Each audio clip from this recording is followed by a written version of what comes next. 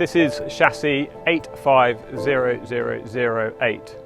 Not only is it famous because it is the 8th E-Type off the production line in 1961, but it was also one of the factory development ZP cars.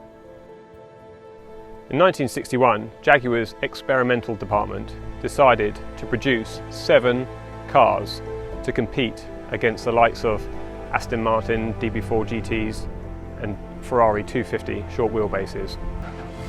Allocation for the 7 cars was simple. It was going to go to the top 3 teams racing at that time in 1961. The first 2 cars went to Keep Endeavour.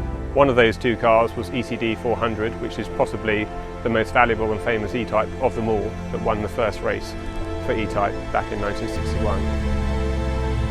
The second allocation would be to Peter Berry Racing. He would then also have 2 cars. And then the third would be John Coombs.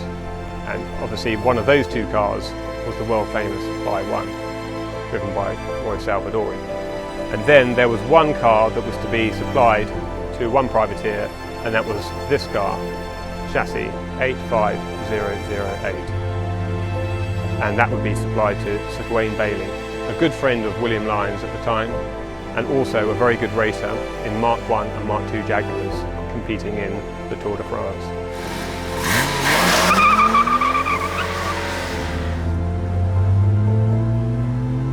Not only is this one of the 7 ZP competition cars, and possibly the most original of all 7, this also paved the way for the E-Type Jaguar in competition history.